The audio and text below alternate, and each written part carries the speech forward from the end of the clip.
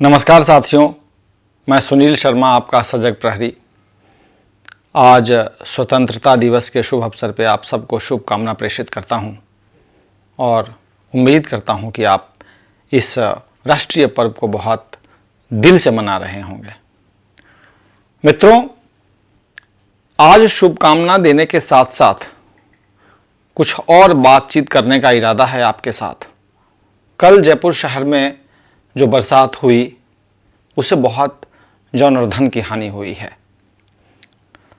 ऐसा प्रतीत होता है कि तबाही का मंजर पूरे जयपुर शहर में बिखर गया है। इस संबंध में कुछ आपसे गुफ्तगू करनी है मुझे। मित्रों, प्रकृति बरसात ना दे तो भी त्राही है और बरसात होती है तो भी त्राही है। कल की बरसात को देख के यह कहना सही नहीं होगा कि बहुत भारी बरसात थी या बादल फट गया हो। हां, औसत से ज्यादा बरसात हुई थी, लेकिन तबाही औसत नहीं, बहुत ज्यादा थी। पानी कम था लेकिन तबाही बहुत ज्यादा थी। कई जगह मकान गिर गए, कई जगह गाड़ियां बह गई, बहुत सी गाड़ियां जमीन में जमींदोज हो गई।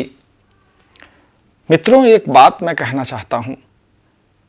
कल की बरसात शुरुआती क्षणों में राहत देने वाली बरसात थी, लेकिन बाद में अपने साथ ये बरसात कई गरीबों के सपने बहा ले गई। जो लोग अपने घरों में अपने आबरू को छुपा के बैठे थे, जिन्होंने अपनी गरीबी या अपनी तकलीफों का कभी उसकी नुमाइश नहीं की थी, वो भी सरेआम सड़क पे आ गए। कल की बरसात इस मायने में बड़ी दुखद थी, लेकिन इसके साथ कुछ और भी बात करना लाजमी है। जैसा कि आप अखबारों में, सोशल मीडिया पे देख रहे हैं, पढ़ रहे हैं, सुन रहे हैं, लेकिन उससे इतर मैं कुछ बात कहना चाहता हूं। मित्रों, आज स्वतंत्रता दिवस के शुभ अवसर पे हमें इस बात का भी प्रण लेना चाहिए, बल्कि मैं कहूं कि एक और जंग फ्रीडम के लिए लड़ना चाहिए। और वो फ्रीडम, वो स्वतंत्रता किस चीज से होगी? वो हमारी तुच्छ सोच से होगी, वो हमारे निजी लाभ की सोच से होगी, लालच से होगी। हर जगह हम इंक्रोचमेंट कर लेते हैं, पानी के बहाव को रास्ते को रोक देते हैं।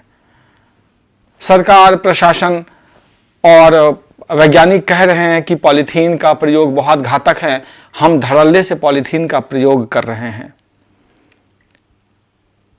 न्यायपालिका, सरकार, प्रशासन सब कह रही है कि आप सड़कों पे इंक्रोचमेंट ना करें, सेटबैक छोड़ें, सही तरीके से रास्तों को जाने दें, पानी के बहाव के बीच में कोई घर ना बनाएं। लेकिन इन बातों को हम लगातार नजरअंदाज करते आ रहे हैं और उसका प्रत्यक्ष प्रमाण कल देखने को मिला, जब कई घर बह गए, कई गाड़ियां बह गई और उससे भी ज्यादा लोग बह गए।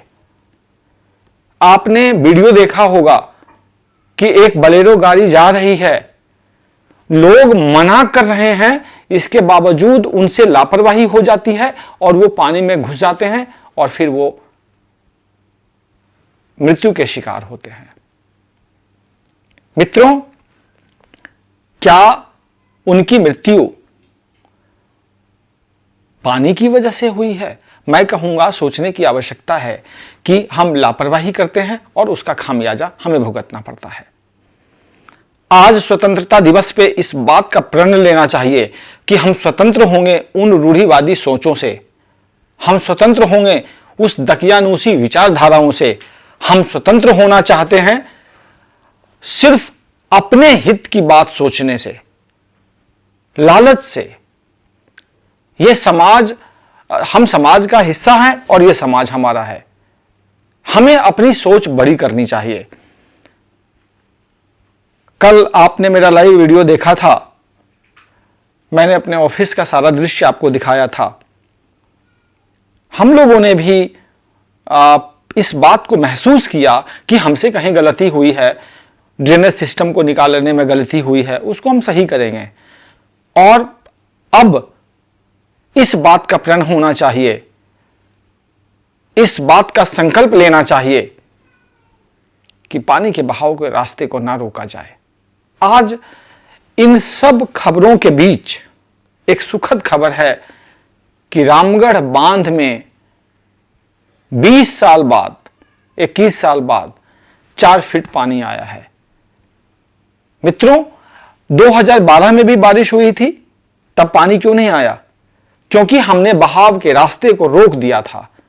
अब माननीय उच्चतम और उच्च न्यायालय के दिशा निर्देश के अनुरूप बहाव के रास्ते को साफ कराया जा रहा है और उसका सुखद परिणाम देखने को मिल रहा है। लेकिन मित्रों, जिन लोगों के घर बह गए, जिनकी गाड़ियां चली गई, जो आज इस बरसात में सड़क पे हैं, उनके दुखों को भूलना आसान नहीं होगा।